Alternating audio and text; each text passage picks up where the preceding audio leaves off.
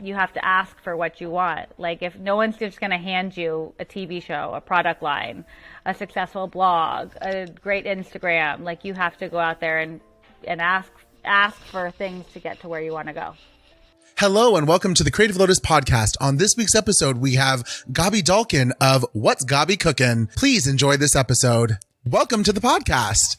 Hi, I'm so excited to be here. Thank you so much. I'm so excited to have you. You're like one of my top people to have on the podcast this season. So I do appreciate you being a part of this. I'm so honored. You're too kind. It's all thanks to your friend, Matt Amadaris, who was on last season. And so I'm so happy that you guys are friends and that, he was able to kindly ask you to be a part of the podcast. So thank you again. No problem. Yeah. So I always start out every episode just curious for everyone who's listening and watching, just kind of giving us a little bit of background on, maybe where you're born and raised and kind of what your childhood was like. And then ultimately what, got you into, creating the amazing, food that you make, as well as your books, as well as your incredible blog that you have as well. Thank you. I was born in Chicago, but then we moved to Arizona when I was 5, and I grew up in Arizona in Tucson until I graduated high school. Childhood was I had a lovely childhood. We did swim team and tennis and all the things, and my parents made dinner for us. It was like a thing to come together at the end of the day and have dinner together. And it was so special. And then I went to college up in Northern California right after high school, and I started with the intention of doing pre-med, and then very quickly realized I hated chemistry and that was not going to work for me. So I pivoted to business, after I think somewhere in my sophomore year. And finished with a business degree. I played tennis for most of college, but I quit my senior year to start working so I could get some real work experience. And then after college, I moved down to Los Angeles to get a job. My boyfriend at the time, who is now my husband, is older than me and had already moved down here. And I just was like, sure, of course I'll move to LA, not having any idea what I was going to do. I got myself a job. The whole company went under 6 months later, and I enrolled myself in culinary school. Wow. That's amazing. I love it. And so did you and Thomas, your husband, meet at school and then you came down to Southern California together? So I picked Thomas out. Like I said, he's older than me. And when I was accepted into St. Mary's, which is the school we played in, my best friend was like, this is a D1 athlete school. Like, you need to look and see where all the cute boys are. Like, is it the basketball team? Is it the soccer team? Tennis ball? I looked at every team on the website, and I picked out Thomas because I am so smart and I know what I want. And we got to school, and on the first day of school, I met him at tennis practice, and he was like too cool for school, had a girlfriend, couldn't be bothered with these new freshmen. And now we're married, so we all know how that goes. Exactly, yeah. You still won, and you still got what you wanted, so that's what matters. Sure did. Persistence is key. That's so good. That's fantastic. So I'm curious, kind of, everything that you just shared makes it sound, so kind of beautiful and elegant, and so it's simple, but obviously, life is not necessarily that easy. So I always like to ask kind of what are maybe some of the struggles, especially in your younger years coming out of college, and then ultimately, you went to culinary school. So kind of sharing those struggles that ultimately kind of propelled you to where you're at today and being so successful in your field. Yeah, that's a great question. I think some of the things that were a little scary and that I struggled with right out of college was like financial security. I had this job for 6 months and I was a saver. Like, I always saved my babysitting money in college, any sort of like gifts I got for graduating, I saved it all. So when the company I was working for went under, I knew I had like a little bit of, leeway as far as finances went, but like it wasn't, I wasn't set up for like success. Like, I had maybe 2 months rent in the bank, and I was like, I got to figure this out. So when I enrolled in culinary school, I also interviewed with the family to be their nanny. And while I was interviewing with them, they asked me if I would cook for them instead. And I was like, sure. Like, can I charge you more to be a private chef? So that was a huge opportunity, but also scary because I had no idea how to cook steak or fish at that time. So I was truly faking it until you make it. But I think part of, getting your foot in the door in the private chef world is being able to seamlessly integrate into someone's home and jiving with their personalities. And I did that very well. So, it was like a really first scary 4 or 5 weeks until I kind of got my footing. And then it got easier and better. Yeah. No, that's amazing. And it sounds like you were babysitting in your years in college. So I'm sure that definitely helped to kind of integrate in the friendly kind of family atmosphere. But then, not knowing how to cook, that would be kind of a little scary, but I'm sure the culinary school definitely taught you what you needed to know. Culinary school helped, but there was the first 4 weeks, I was definitely faking it till I made it. And I was just like, any Ina Garden recipe, I was like, this is safe. Like, I'm going to be okay if I can follow this to a T. Yeah. That's amazing. I love that. So, kind of, you share on your blog and about you, that you as a kid were very kind of a picky eater and you weren't really eating a whole lot. So, sharing that, you started having to make like these, probably extravagant kind of meals, coming to being a personal chef. Kind of what was the timing like? And also like, are you someone that, takes baby steps, if you will, for lack of a better term, to kind of test out foods or kind of get used to things that you weren't probably used to, being, a teenager and then into college and in your 20s? Yeah, so growing up until I graduated high school, I would consider myself an incredibly picky eater. Like I ate a lot of noodles, I ate a lot of I was a carb and cheese heavy kid, and it was amazing. Like I still am a carb and cheese heavy girl. I just, also now know how to eat mushrooms and make broccolini. But it wasn't until college where I tried steak and I started to try fish. And then when I got to culinary school, which is shortly after I graduated college, my culinary school teacher assigned everyone a vegetable that they had never cooked before on the second week of school, and mine was mushrooms.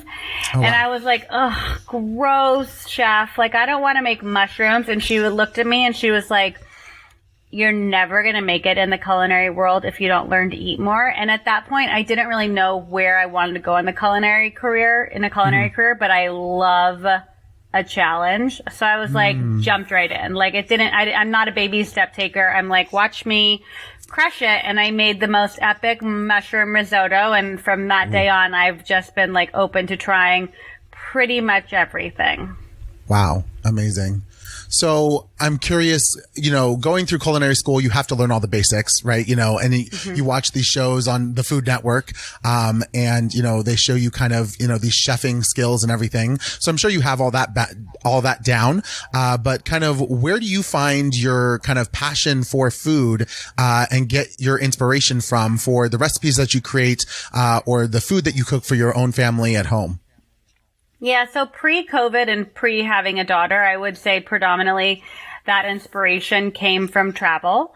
We travel a lot for What's Gaby Cooking pre-pandemic, and we would get to go to all these incredible places and experience their cultures through food. So I took a lot of that inspiration home. Now, I would say I'm so in tune with how fast I have to get dinner on the table for my family now that I have a child, how fast my audience has to get dinner on their table, whether or not they have a family, whether it's just them and they're like so hungry when they get home from work, or they have 3 kids that are just pulling on their legs waiting for food. Right. I take a lot of inspiration from my audience and how to get the food on the table as fast as it can with still having like incredible flavor. Like I listen to what everybody says, all the feedback I hear on What's Gaby Cooking, because I'm there for them. Like I'm there to support them and build them up and make them fearless in the kitchen. So I listen to what they say, and that dictates a lot of where we go with What's Gaby Cooking. Yeah. No, that's amazing. I think, you're such an amazing presence on social media. And I know that you also share on your website, you're addicted to it as much as I think all of us probably are. But I'm really curious. kind of, how do you manage, the personal life? Cause you do have a family, your husband and your daughter. And then also the social presence of it. It's kind of like you're amazing because you do respond to so many comments and feedback. But kind of like, where do you draw the line, for you to kind of say like, okay, I'm done. Like this is Gaby Dalkin time, not what's Gaby Dalkin time. I would say that before having a baby, there was no line, and it was not a strength of mine to turn off. Like I shared every aspect of my life. I was always in front of talking to my phone, talking to my audience, like making content.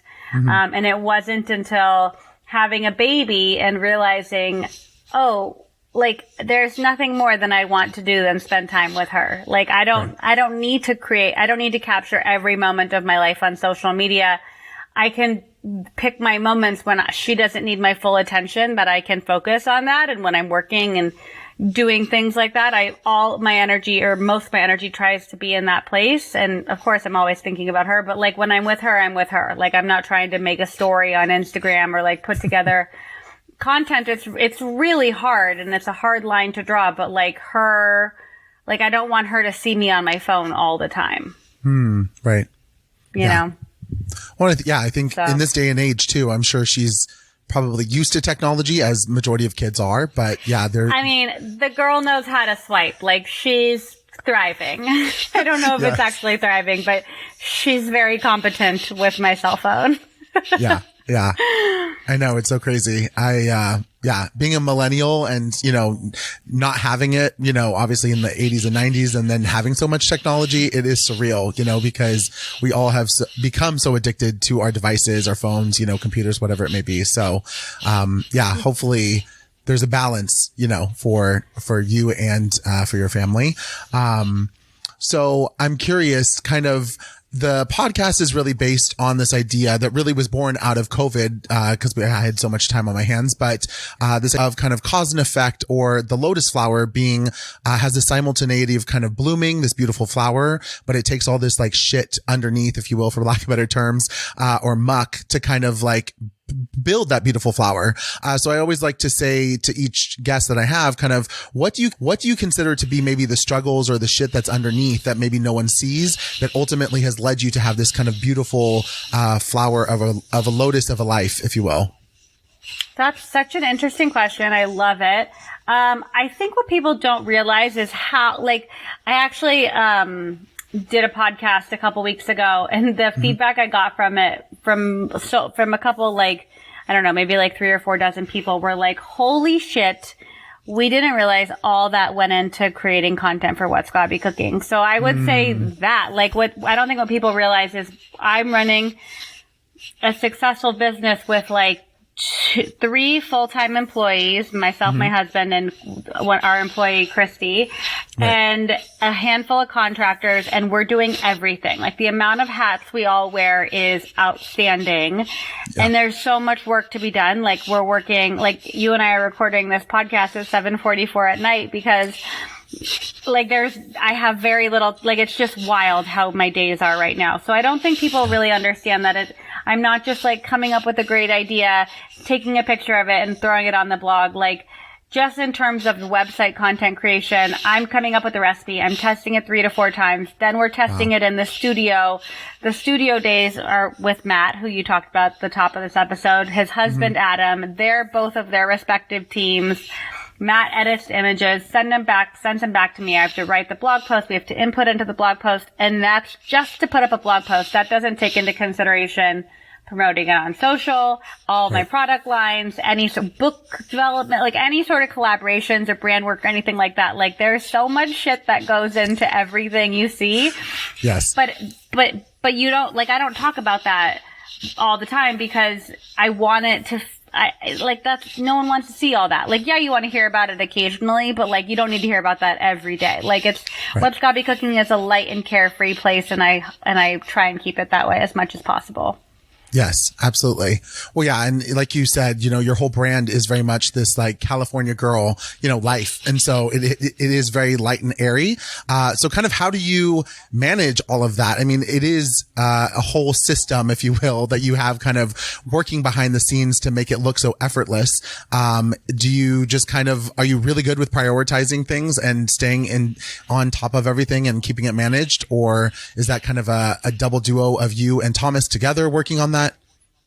Yeah, I would say I'm super organized. I'm also super efficient. Like, I know that if my daughter is going to the park for 3 hours, I need to do X, Y, Z, P, Q, R, and S, and I need to be done in 2 hours and 45 minutes so she can have my attention when she gets home. So I'm very good under pressure. But otherwise, Thomas is a huge part of the business. Matt and Adam are a huge part of the business. Like, I've learned how to delegate so I can stay, in this sunny, happy California girl place. And we've built a team that can help me run some of the logistics behind the scenes. Yeah. That's amazing. So you actually have so many amazing books that you've already published. I know another one is is in pre-order. God, I can't talk. And so I'm curious, what is that process like for you? There we go. I love it. She has it for us to see. So what is this like? It's one thing to be a personal chef. It's another thing to, make amazing recipes and put them up on the blog and on social, but to publish something as a physical book and to be in that world, how do you go about that, and how did you get into it, as well as, ensuring the next thing and next thing and next thing keep on coming with that? Yeah. So I got into it back in 2011. I think I was approached by an editor. I think that's what year it was, because the book came out the year after we were married. So yeah, it was probably late 2011. I had lunch at a blogger meetup back when blogging conferences were cool. And an editor approached me to write a cookbook, and I had no idea what I was doing. I had no idea what I was pitching, but I was like, yeah, of course I want to write a cookbook. And it was an incredible learning lesson for me on how to properly write a recipe, what to ask for in a contract. So I know I didn't have any creative control over my first book. And that was a real miss for me. I want to be able to pick what my cover looks like and what the design looks like. And I hated not having that control. It was a hard process for me, and it was a hard lesson to learn. So that way, when I took a couple years off, but then when I did my second book and my subsequent third and fourth book, I went with a different agent and a different publisher who let me have full creative control. I work with two of the best, I work with, in my mind, the best photographer and the best food stylist in the game. I don't need creative direction from anyone besides Matt and Adam. So if you're hiring me to make a cookbook, that comes with Matt and Adam. We're a package deal. I never would do anything without them. Yeah. So for someone to take the creative control away from us, it doesn't make any sense at this point. So I learned a lot in that first experience on what to ask for and what to carve out of a contract and all that. So I made better decisions on what publisher I went with for my second book and onwards. Amazing. Yeah. It's all about the learning experience. So to further that, if you could share how did you meet Matt and Adam, your creative collaborators, who are both incredible, photographer, and then also his husband, Adam, is, an amazing food stylist, and just make your recipes come to life, on the page. So I'm just curious, a little bit of backstory, if you don't mind sharing.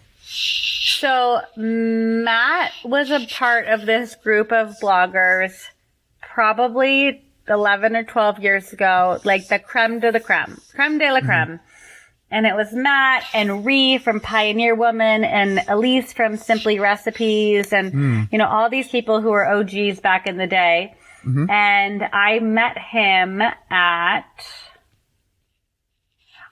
at his studio. He was doing a food photography and styling workshop with a different stylist. It wasn't Adam. And I went and I just fell in love with him, and we hit it off. And a couple weeks later, there was a food conference called IACP that he was presenting at, and I was attending. And I told him, I was I'll be there. And he's like, will you help me with my PowerPoint presentation? And I was like, of course. So we met up in Portland. We went to this conference together. We hit it off. We had a ball. We ate our way through the entire city, and we got home, and he's like, you have to meet my husband, Adam. And I was like, I'd love to. So I went down to the studio to assist one day and just like help Adam food style. Like I worked for Adam for like a year or two. And I would go to the studio for every shoot. Adam and I traveled, when he would shoot for, I can't remember if he was shooting for like Target or Kohl's or something, but I traveled with him and was his assistant. And, that was after my first private chef job had kind of come to a close. And then I wasn't planning on private chefing ever again. I just wanted to like work with Matt and Adam. I got a job offer from Jessica Simpson to be her private chef. And I was like, well, shit, that's not something I can just turn down. Right. And so I stopped assisting Adam, which was devastating because there's truly no better humans to hang out with than those two. I love them. They make everything so much fun. They're so incredibly talented.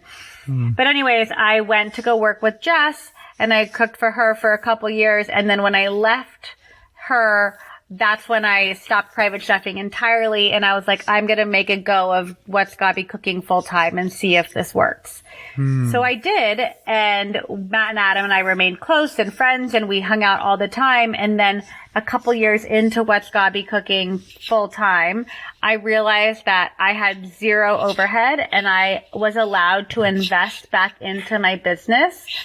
So I hired them. They came on to do all the photography, all the food styling for What's Gaby Cooking, and really help craft what the brand looked like visually, from the kind of lighting we use, the kind of props, the kind of, vibe we try and portray in every photo. That's, we've been shooting together now on What's Gaby Cooking since June 2014. So it's been it's been over 8 years, and they've shot every single thing for my website, my social, my books, my product lines. Like, they're an integral part of What's Gaby Cooking. Yeah, that's amazing.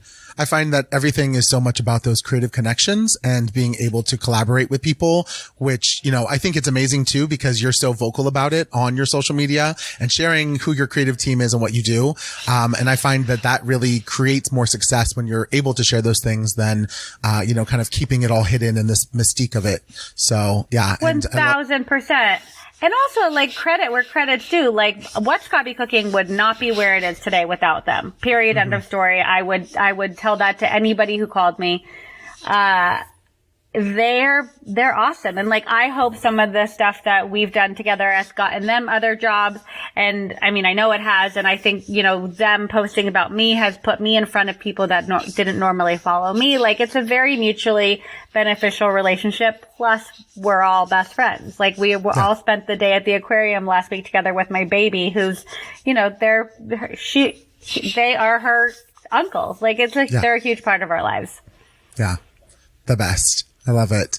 So I'm curious, is there a story or a moment that you feel like, you really quote unquote made it in your career? I know there's always kind of like goals and things that we set for ourselves, but, was there a goal, whether recently or early on in your career, that you felt like, holy shit, I like officially like made it right now, for something that I've been really trying to accomplish? Yeah. So the first time I was ever on the Today Show, I had never been on national TV before. I had done a lot of like local TV and stuff like that, but never a national show. And I got on for my second book launch. This was back in 2018. And we were on the plaza. All the hosts were there, and I was cooking with Craig. And I blacked out for the first 10 seconds. I like literally remember them like counting me down like 3, 2, 1, you're live. And I have no idea what came out of my mouth for 10 seconds. But then I like came to. Yeah. And we had this like epic 5-minute segment, and I crushed it. And I felt so good about it. And at the end of it, the cameras are off, and he looks at me and he goes, "You've never done this before?" And I was like, "No." And he's like, "That was the best cooking segment I've ever been a part of in my life." And I was like, I was so happy. Yeah. So that was one. And then the other one, when I was like, oh my God, I've made it. I was at a book signing, and It was in DC, and there had been like a couple hundred people in line. I signed their books, hugs, pictures, all the things. Everyone's leaving, and we're closing up the shop. And this one woman walks in, and she goes, I just have to tell you, I cook your meals for my family every night. My kids and my husband know your name. You're such a big part of our lives. Thank you for helping me feed my family. And I was like, you're so welcome. Like that, like wow. Nothing makes me happier than that. She walks out, and the manager goes, you know who that was, right? And I was like, no, I've got no idea. She's like, it's Wolf Blitzer's wife. And I was like, Wolf Blitzer knows my name? I started crying. That's so good. And I'll never forget it. It was such a major moment for me because, like, I watch Wolf on CNN all the time. Yeah. Wow. So that was pretty funny. Those were two good moments for me, though. Yeah.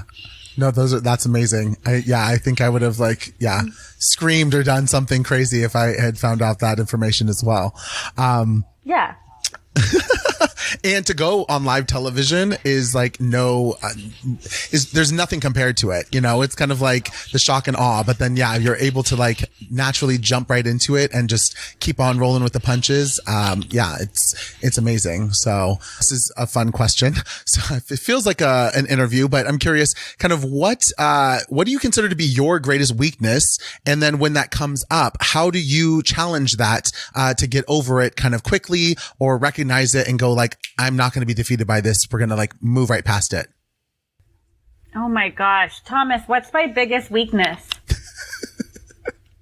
Thomas, what's my biggest weakness?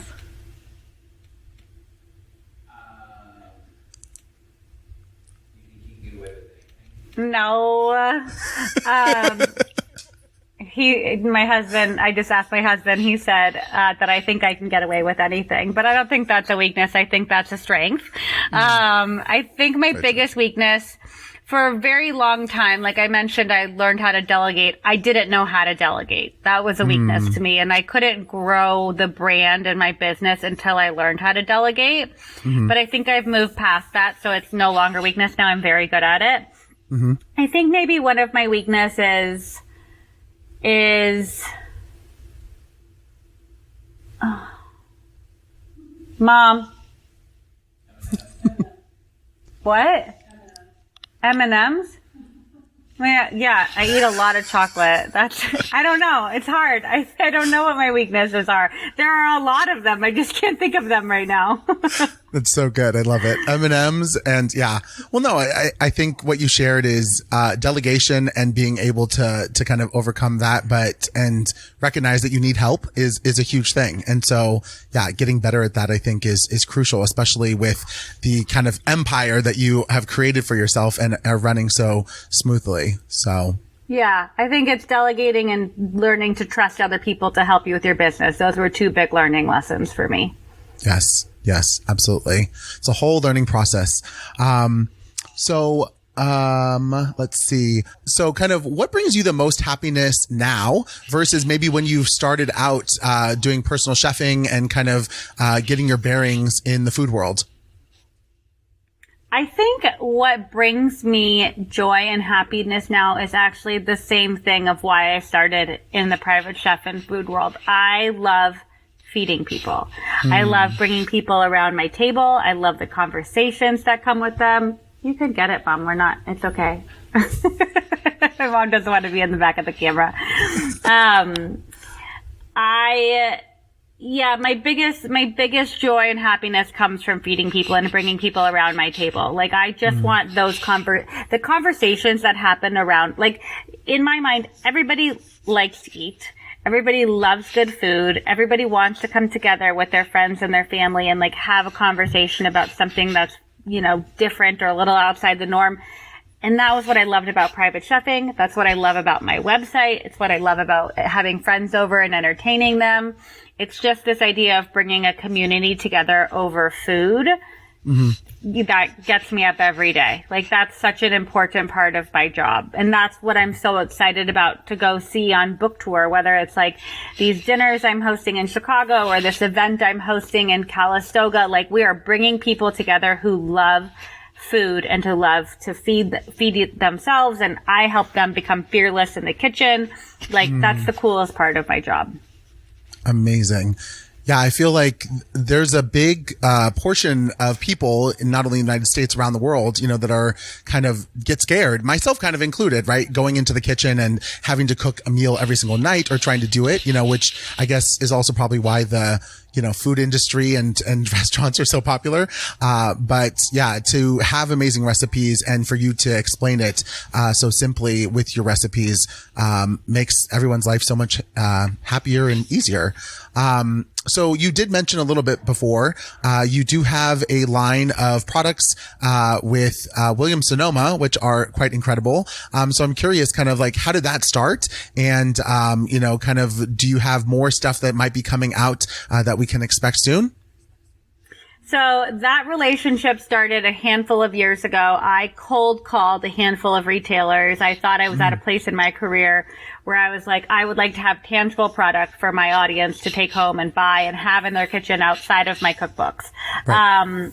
And I called a handful of retailers and I told them all the same thing. And a couple of them came back to me sooner than Williams-Sonoma, and they're like, we're in, but I wasn't ready to sign any contracts until I heard back from Williams-Sonoma.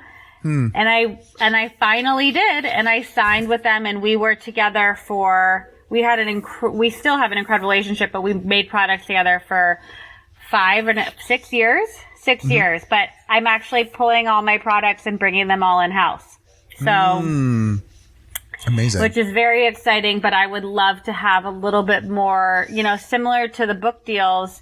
I want more control. Like I want more control over the branding, and I want more control over, manufacturing and distribution and all of it. So, I'm very excited, and I love the whole Williams-Sonoma family with my whole heart. I have very good friends who work there and will probably work there for years to come. So like I still think I'm a member of that family, but we're transitioning my products into being an in-house brand.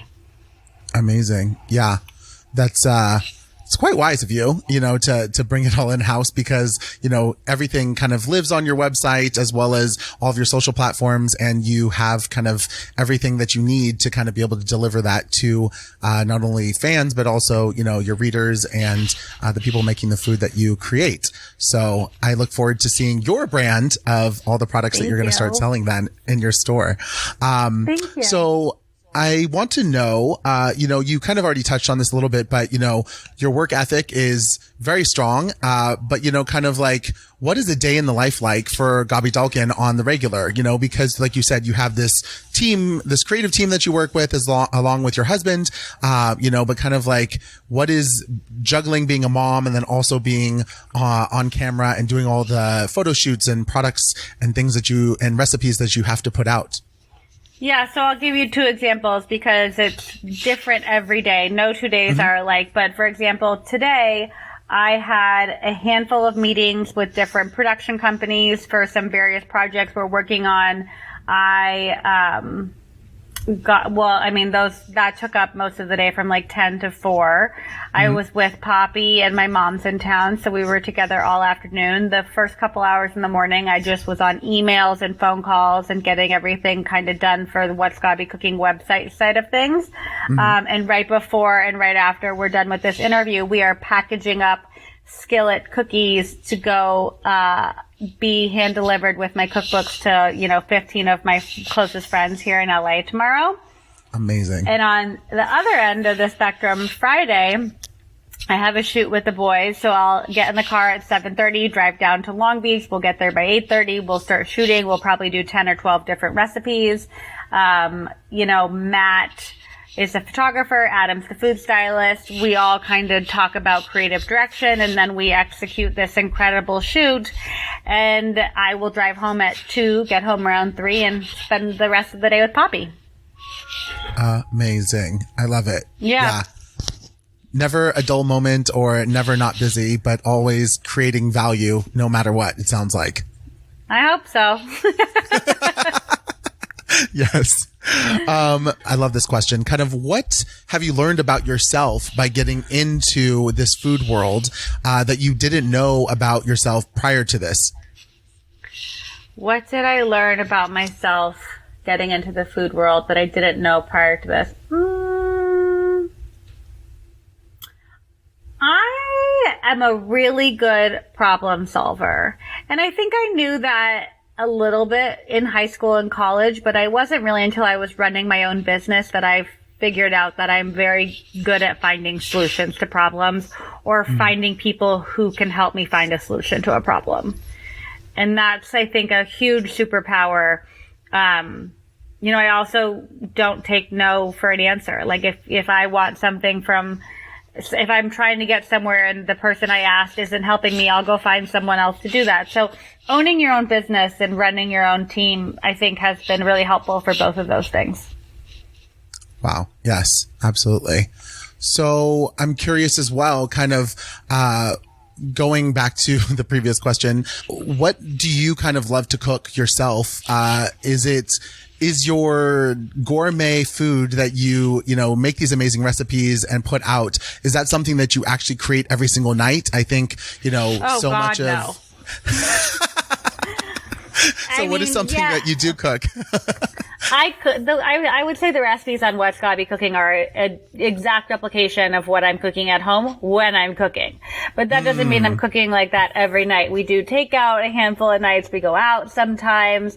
And then there's like the occasional night where I'm just like, let's just like grill some chicken and dip it in hummus. Like, it doesn't have to be fancy. It still can be delicious. And I make those things delicious with my seasonings and great oils and dressings and stuff like that. Like, it can be so simple, but it doesn't have to be complicated. Yeah. Yeah. I think that I appreciate you sharing that, because I do think that so often, you see everything looking so curated and amazing that then you think that the people that are doing it are constantly kind of having that lifestyle constantly all the time. And so it's nice to hear that it's not necessarily like that, but you're still obviously eating healthy and making great recipes, but it doesn't have to be, this 5-course meal or, putting together the Ritz just for a Tuesday night. For sure.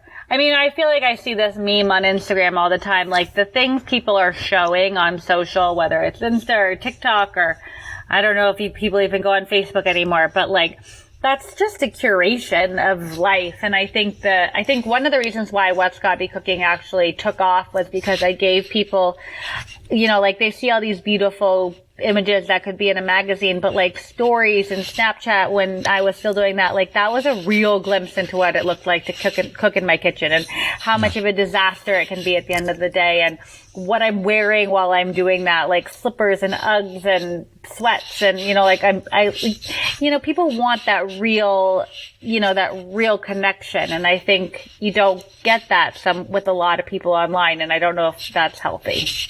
Yeah.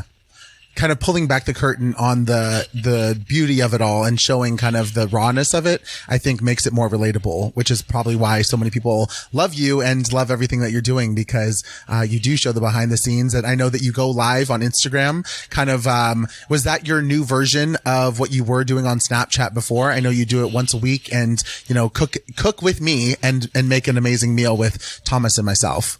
Yeah, so we were doing Friday Snap-episodes back when, Snapchat was still a thing, and I would cook something from start to finish, and I would do it in real time, and you'd see me sitting in front of the oven waiting and, eating while I go, and it was silly and cute and fun.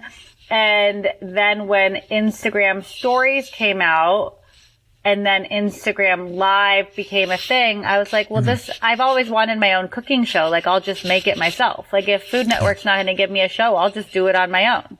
Yeah. And I did. And it was great. And I love Insta Live. It's an incredible way to connect with my audience and talk to them in real time. The only thing I wish we could do better was if I could see them. Like, it would be cool to be able to look at them while they're asking a question. But that technology doesn't exist on Instagram yet. So maybe one day. Yeah. Hint, hint, wink, wink. Like, yeah. Hello, Instagram. They're all listening. Our phones are listening. Everything's listening to us. So yeah, I'm everything's listening. Exactly. Always tapping into it. So I'm curious, because you did just kind of mention that, you wanted to have a TV show. Have you gone the route and, reached out to someone like Food Network or, one of the big networks and, tried to put, yourself outside of doing segments and everything? You mentioned on the Today Show, which is amazing, but kind of creating your own show for a network? Yeah, so the answer is I have. I reached out to Food Network multiple. I mean, I wanted to be on Next Food Network Star bad when I was younger. And actually, like, as I grew up and matured and figured out how the industry works a little bit more, I didn't want to sign anything away. Like, after the whole Bethany Frankel thing happened on Bravo, when she sold Skinny Girl and Bravo didn't own any of it, the contracts that I would see that would come across my desk were wild. Like, I was signing over a part of my book and my website and future product lines to have a TV show with a network who had nothing to do with getting the other stuff up and running. Right. So I wasn't really interested in pursuing it, and I just started creating something on What's Gaby Cooking that I owned, soup to nuts. So we'll see. I mean, never say never, but we'll see what happens in the future. Nice. That's so exciting. But yeah, I mean, it is crazy how, the industry, everyone thinks that everything's, so hunky dory and like, oh, you must be so rich and do, whatever, because you have all these like outlets and everything. But then, yeah, it's like what you give up, in order to have all of that, it's crazy. People don't know that. Yeah. Yeah, it's pretty wild, and, everybody wants a piece, and I'm all for giving, I have an incredible manager who I love so much, like, she deserves a chunk of everything I do, but, like, if you're not helping me build it, you're not entitled to a piece of it. Yeah. Yeah. So. Absolutely makes sense. You don't want to give away anything for free that you don't have to, so. Nope. Yeah. So this is like a total side tangent, but I have to ask because I'm also a big fan myself, but I did see that you and Thomas went to Heather McMahon's wedding, the crazy wedding in Italy. And I have like a funny side story about Heather specifically. I live here in Hollywood and she actually was my neighbor years ago. She lived in the exact same building. So that's how I know her. And so we chit chat, on Instagram. I wish I knew her better and I wish I would have, made more of an effort when we were living together. But I'm curious, like, how do you know Heather? Because, her star is always on the rise, which is amazing. But I wanted to know the connection because when I saw you were going to the wedding, I almost like shit myself for lack of better terms. I was like, yes, someone's going to the wedding. It was the best wedding we've ever been to, and I highly doubt anybody will ever top it. Heather and I met, I DM'd her. I just, sent her a random DM. This was probably back in 2018. Maybe 2000. Yeah, it was probably 2018. And she was just talking about how she had no idea how to cook. And I was like, girl, I'll teach you how to cook. Like, I'm in New York. Let's meet up tomorrow or something. And like, the internet works in strange ways. And she wrote me back and she's like, really? Like, okay, cool. So I taught her to cook and we did this whole like Insta story thing together. And the feedback was hysterical. Give these girls a TV show together. You need to be the next, like, Thelma and Louise traveling duo. And we just, like, became really good friends. And her and Jeff are amazing. And I am, not only am I her friend, I am a fan. Like, I think what she does is so incredible and she's so funny. And when we went to her show, I don't know, maybe it was a year ago at this point. I left and my face had cramped because I was laughing so hard. I think she is an absolute star and I couldn't love her. I couldn't love her anymore. I totally adore her. And so when they got invited to the wedding, I was like, we're going to Italy. Pack the bags, plan the trip. This is going to be epic. And it was. Incredible. Yeah. I was literally living vicariously through your stories, her stories, and a few other people that I knew on social just to see what the shenanigans were. Yeah. It was the most epic thing. It was, the woman knows how to plan a party. She crushed it. Yes. That's so cool. I love that is your connection with her as well. Cause, food always brings people together. So beautiful. Think about it. Like, that's how Matt and I met online. Heather and I met on, like, I've met so many people through the online social media world, like, as dark as it can be for some industries. Like, it's been pretty amazing for us. Yeah, absolutely. And I feel like the food industry or the food world, if you will, is also pretty small, I'm sure. And I'm sure you're very aware of that. So the community itself seems pretty tight knit and, you kind of know all these people and the goings ons, kind of them. And then, yeah. It's wild how small it is and how fast people can communicate with each other. Like, but it's incredible. Like we're all working in silos. Like I have a group of women who I talk to once a month. We have like a Zoom meeting, and it's other food bloggers in the space. It's like Alex from Define Dish, Adriana from Cozy Kitchen, Monique from, like all these people. And, you know, we all have our own, we're all trying to get SEO. We're all trying to get these incredible brand deals, but like, we're also coworkers. Like, we're all experiencing the same thing. So coming together once a month to like have that camaraderie and like talk about best practices and what's working and, you know, how do we, you know, steer brands in the direction that, you know, our audience wants to go, you know, like all that kind of stuff is so important. So it's been pretty cool to develop all these relationships over the years and send a text to whomever and, you know, hash things out. And, you know, they're a friend online, they're a friend in real life. Yeah. Yeah, to have a community of people like that and be able to like talk in real talk, you know, like as if you're just like girlfriends, but knowing each other through, you know, the work that you do, I'm sure is so helpful, but also it just makes everything kind of more, comfortable, if you will, you know, and less of just kind of this, how do I navigate this world of, you know, brand deals and, you know, big contracts and things that, you know, unless you're a business, you know, financier, you probably, or a lawyer, maybe you wouldn't really know how to navigate. So I'm sure that that's great to have the community there. So I think I already know the answer to this, but, you know, is there a person who is your biggest supporter or fan, and, you know, who has kind of like cheered you on the entire way? Like I said, I think I know the answer, but please indulge. I mean, I would say a handful. I think you're thinking Matt, which obviously is like, is that who you're thinking? No, I was thinking Thomas, but okay. Oh. My other husband, Matt. Exactly. Yeah. Your gay husband, Matt. There we go. We'll say that. Yeah.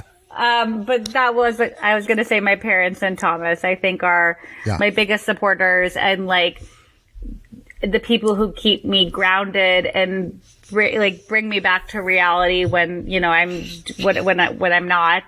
You know, I feel very lucky to have that. And like one of my best friends, Emily, too, I would group her in there. Like they've been cheerleaders and supporters since day one and will pick me up when I fall and support me when cheer me on when good things are happening. So I feel very fortunate to have that pack. Yes. That's the best. I love it. That's so funny. You thought it was Matt.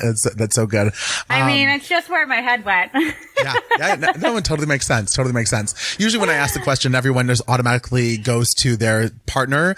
You know, so I just kind of assumed that, especially since you guys are, you know, in the business together. So true. But Matt is my partner in other ways. Yes. He is my gay husband and he will put up with me when Thomas will not. There you go. Yes. Got to have a little bit of separation between marriage and business and everything else. So yes, best of friends. So because you work so much in, you know, the world of, you know, social media, as well as being very present and everything, how do you kind of keep a level head when it comes to doing really big projects or working with really large, you know, celebrities or well-known people or being on live television for a major network? You know, what kind of keeps you calm and kind of keeps you level-headed? Everybody I just mentioned, definitely.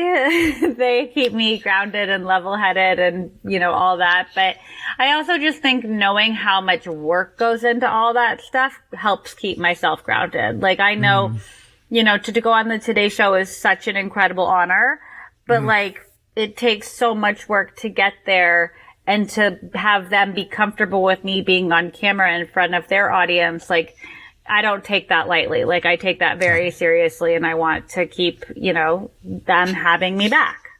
Yeah. So, absolutely. Does that answer the question? Yeah. No, absolutely. Okay. I think, it's definitely, building those relationships is huge, because it's kind of like you can go into stage fright or freak out and kind of ruin an entire segment for them. So there is a huge trust factor. And also, like, your name is well known as well. So you're kind of your own celebrity, if you will. So whether you believe that or not is up to you, I guess. Yeah. I mean, I think it's interesting. I think that's one of the reasons why people want to work with, like, someone like me, for example, with my Williams-Sonoma deal. Mm-hmm. My demographic is 25 to 45-year-old women for the most part. That's not who's shopping at Williams-Sonoma. So, like, having me as a partner for them, having me on it's a different demographic. And all these brands that are really smart, they capitalize on that. Yeah. No, makes total sense. You have to utilize what you have and make the best of it. And yeah, everything is business at the end of the day, and comes back to that. What is your return on investment? Or like you said, the SEO. I know. And that's so hard to remember sometimes when you're working with so many people that you really enjoy being around. But like at the end of the day, we're all running a business and have to make the best decisions for ourselves, our companies, and our families. Yeah. Absolutely. At what point, or maybe I have it wrong, but at what point did Thomas kind of come on full time with your brand? Because when you first started out, he wasn't a part of What's Gaby Cooking, was he? No, he wasn't even like present on my social media originally. Mm-hmm. And honestly, I don't know why that was, but so Thomas, started this startup, we moved to Seattle for about a year. And he co-founded it with this dude. It ended up not going well. Another story for a different day with cocktails. But, when we were in Seattle, we had no friends. Like my parents were there. We hung out with my parents all the time, but we didn't have any friends. So Thomas became like a big part of my social media because I just had no one else I was around. Like he was there all the time. We would go out for dinner. He became like a character in the What's Gaby Cooking social story. Yeah. And honestly, people love him more than me. And then he started. Stop. No, they do. And then he started an Instagram account maybe a year or two in that was called What's Thomas Eating, which is truly, he's not super active on it right now because we have so many projects behind the scenes going on, but it was for the first 4 years or so very much an account just dedicated to making fun of me. And he's very good at that, and people love it. And he, just became a huge part of the story. I think we got I wanted What's Gaby Cooking to feel a little bit more authentic, which obviously meant incorporating him. I started incorporating my parents more, my sister more, like some of my friends. Like I don't post all of my friends all the time. I don't think it's respectful to them, but like there are definitely key players in my life who have become more prevalent on social media the more comfortable I get telling those, more lifestyle-y stories. Yeah. No, thank you for sharing it. Yeah, I think, that's so funny. I know about the whole, concept of kind of like the, photographer boyfriend or photographer husband who, is kind of always, the one behind the camera, but that's so funny. And also, kind of, it's very entertaining that he kind of took it upon himself to jump into that role. Yeah, so I guess I never even really answered the question. He became part of the What's Gaby Cooking story back in like 2017, 2018, and he didn't come on full time until 2019. And he was very reluctant to do so. He didn't want to because we've heard all these stories about, couples working together and it doesn't go well, or they hate each other 2 years in, or whatever it is. My husband's spraying my cat with the spray bottle because she's clawing my sofa. Oh no. Anyway, so he was reluctant to come in on full time, but once we kind of got a flow going and weren't in each other's spaces all the time, it ended up being the best decision. I would say one of the best decisions I've ever made, and I hope he would agree with that. We run totally separate parts of the company, and we very rarely have to communicate during the day about it. Yeah. We do a little more now with some of the newer stuff we're working on, but we have our own separate, spaces of the house. We don't see each other all day. It's great. And I trust him implicitly with the brand. Like we've grown leaps and bounds since he's come on. That's amazing. Having your partner also be your right-hand person, or your person to go to and be able to run the company together, without having, kind of issues arise. That's the best of all the worlds.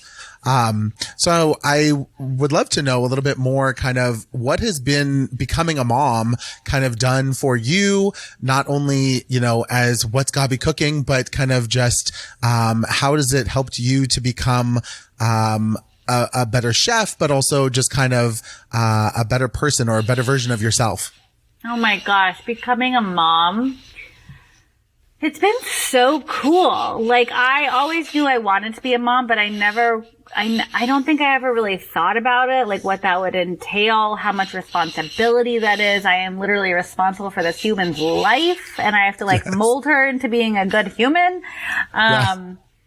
It's been awesome. Like, I think it's really helped keep me, it's made me realize what's important to me and what the things my parents instilled in me, like what are those really key elements of my being and how I can do that for Poppy. It's been, I love being a mom. I have a handful of friends who bitch and moan about it because they can and, they're bored or whatever. But I just love it. It's so fun to me. It's so fun to watch this little human grow up, and she's definitely Thomas's twin, but I think she has my personality. So it's been cool. I think it's made me a little bit more chill of a human. I just want to make her life amazing. It's made me less selfish. That's what it's done. Wow. Yes. Yeah. That's beautiful. I love that because Thank you. I think that so much of, being in this industry or any industry, right? Entertainment or, creative fields, you get so caught up in yourself or what you're doing. So to put some energy towards, like you said, raising a child, is definitely something that is so giving constantly, and not really kind of taking. Yeah, my mom told me this years ago. I don't remember what we were talking about, but we were talking about someone else's kids or someone else, and she was like, they didn't ask to come here. You invite your child to come into this world. They don't just magically appear. This is a conscious decision you're making. Right. So I feel I interpret that as I'm here to raise her and make her life really cool and give her really amazing experiences and teach her. So I try and incorporate that thought into a lot of the things we do. I love that. That's beautiful. Yeah, I think, in Buddhism, so I'm Buddhist, and, we actually talk about karma, but we actually say that children are actually choose their parents. They choose to be born to you. So the karma that both you and Thomas have, cool. And now Poppy is kind of there's an interconnectedness, and, your child actually chose to be born to you and kind of assume that, karma in this life. And so, yeah, you giving so much of yourself and Thomas doing the same, for her, kind of enables her to, be the best version of herself. But it's funny because, yeah, you're kind of bringing up, this next generation, if you will, right, as your daughter. And so, she kind of takes, from both of you, and then kind of molds it into, whatever her tendencies are and, whatever aspirations are, obviously. So yeah, that's, such a beautiful thing. So I wanted to know, because you did mention that, 2018 was kind of let's take this on and get serious about, the website and, your brand. But then obviously, 2020 came and at least myself, I was like, this is going to be the year. Everything's going to be so great. And then it was a big, poo pie, of COVID-19. So I'm curious kind of how did you, navigate 2020, 2021, and now into 2022, through COVID and being so, online and, your brand and everything? That's such an interesting question. So 2020, from a business perspective, COVID was really interesting for What's Gaby Cooking because for the first time, everybody was at home cooking. So it presented a huge opportunity for us to create content for people that was really simple. I don't know how to cook rice, and I'm going to teach you how to cook rice. Yes. So business-wise, obviously COVID sucks, and it just sucks, period. But yeah. for What's Gaby Cooking, it gave me time to really think about bringing it back to simplicity and teaching all these new people who weren't already familiar with me how to cook and how to feed themselves through a pandemic where they're like they're at home all the time. They don't have all these ingredients. Like, so business wise, it was pretty cool. I also feel like we lucked out. I mean, we miscarried 5 or 6 times before Poppy, and 2020 is the year we finally got pregnant. So I'm super grateful actually that I got to slow down and be at home and finally like have a successful pregnancy. And then, you know, when Poppy was born in January of 21, COVID was still like rearing its head. Like we was still going, like we were deep into what was the second surge? Delta? Delta. That bitch. Yeah, that be. You know, when Poppy was born, we was like right in the middle of Delta. And then, so we were just like in a little love cocoon at home, and it was beautiful and calm. And if I ever have a second baby, I'm like, well, shit, I don't know what that's going to look like, because it's not going to be as calm as it was with Poppy. Right. But it was interesting to navigate it was just interesting to navigate COVID in general. Like we were all so clueless and we didn't know what we were doing, and everyone was just trying to do our best. But you know, we had a little miracle come out of it. So it was okay for us. Yes. The best kind of thing to come out of this crazy pandemic. Absolutely. Yeah. But like, I would like those 2 birthdays back. Like I am not 36. I am still 34. And I would like to keep that, you know, like I'm going to just go with it for the rest of my life. Yeah. I know it was such a depressing thing to have a birthday during both of those 2 main years of it. Yeah, exactly. Absolutely not. Were you of the type to have kind of online cocktail parties or happy hour with friends during the pandemic? Seeing that you're such a presence, obviously online, was that a thing? Or did you just, you know, kind of, well, you were pregnant, so maybe that wasn't even a thing. No, we did at the beginning of COVID have like group happy hours, and they were like cute for like 2 months. And then I was like, I don't want to look at your fucking face on Zoom anymore. I'm sorry. Like we can meet in my backyard and sit 30 feet apart, but like I ain't coming to a Zoom party. It's not happening anymore. So I stopped attending a lot of them. I actually got invited to a baby shower a couple of months ago, like 2022 July, and it was a Zoom baby shower, and I was like, I can't participate in this. Like, no. No. Like, was it not here in LA? Is that why? No, it was in LA. It was in LA, but I was like, absolutely not. No, that's ridiculous. I just went to a baby shower literally this past weekend in person, and I was kind of like, yeah, it's 2022. I mean, not to get political by any means, but freaking Joe Biden just answered a question saying, is the pandemic over this weekend? He was like, yeah, it's over. I'm like, okay, well, then, there we go.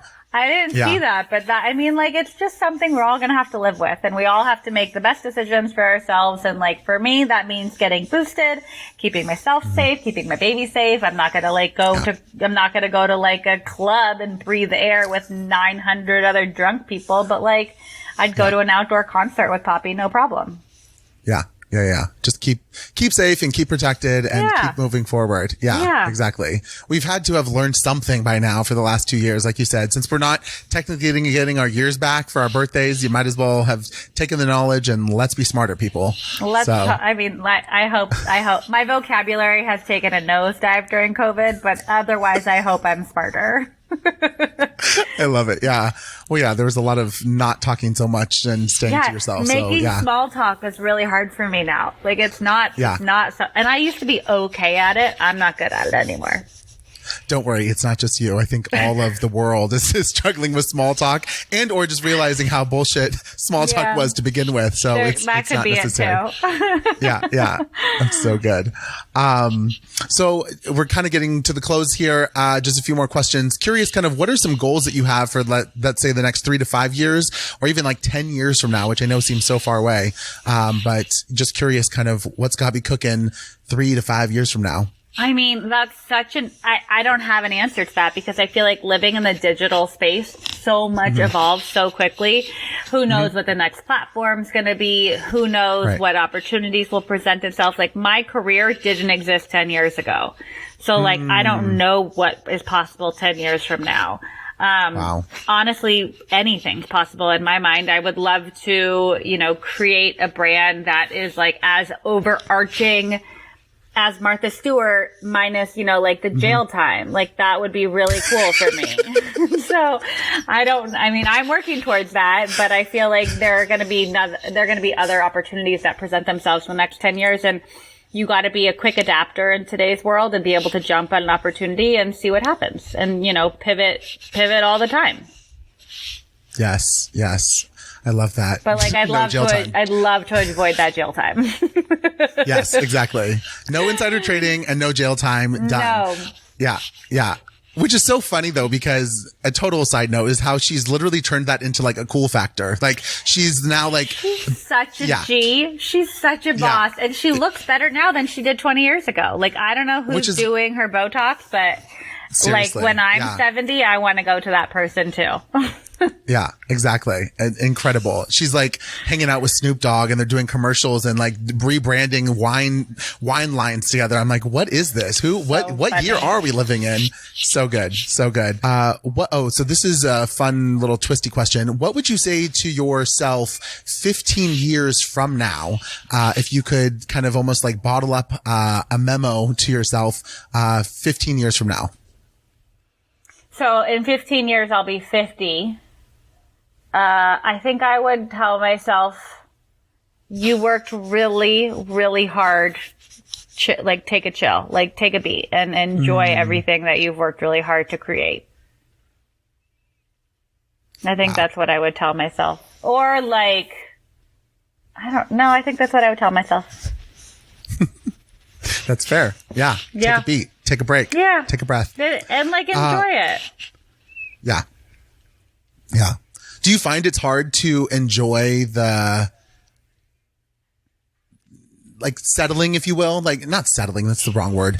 To just kind of relax. Like do you make time for yourself to relax and just enjoy all the hard work that you put in? No, absolutely I do not. Who has time for That's your weakness. Like, we figured it out. Yeah, that is a weakness. I don't know how to turn off. That is my weakness. I cannot relax and I don't really know how to turn off.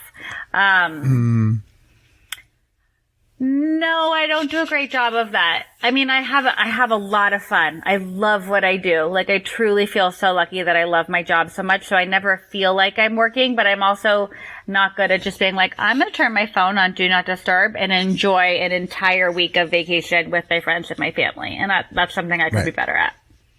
Yeah. Yeah. That's hard for all of us, though, I think. Anyone that's on social media or has a presence and, runs a business or a brand, which is kind of everyone these days. Yeah, it's hard to, navigate that and to turn on the Do Not Disturb and just kind of be in the moment. So, so I'm curious, do you have a motto or a phrase that you kind of live by? Is there one or two or something that really kind of sticks with you? I never take no for an answer. Like, I don't accept that. So that's kind of, I think, what's helped me get to where I am. Mm-hmm. If I want to do something, I'll figure out a way to do it. So that's probably my number one. And I also think, that kind of goes hand in hand with you have to ask for what you want. Like, if no one's just going to hand you a TV show, a product line, a successful blog, a great Instagram, like, you have to go out there and ask for things to get to where you want to go. Yes. There's no perseverance. So necessary. Absolutely. Yeah. Nothing's just given away. Mm-hmm. Awesome. Well, that kind of wraps it up. So I really do appreciate you giving me so much of your time. Like you said, I know you're so busy and you have more things to do tonight, so I won't take more of your time, but just curious. Was such a treat.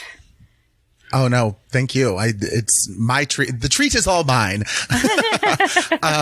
So for all the listeners and people watching here on YouTube as well, where can they follow you and also get your website? I'll put everything in links down below, as all of us social media people say. But just kind of curious where everyone can find you. Everything is on what'sgabbycooking.com, including all my social handles, Facebook groups, Twitter, Instagram, Pinterest, TikTok, all the things. It's all, What's Gaby Cooking is my hub for everything. Love, love, love. Absolutely. Well, everyone, please go check out What's Gaby Cooking. And thank you so much to Gaby Dalkin for being with us. Thank you. Thank I really you. appreciate it. Thank you for having me.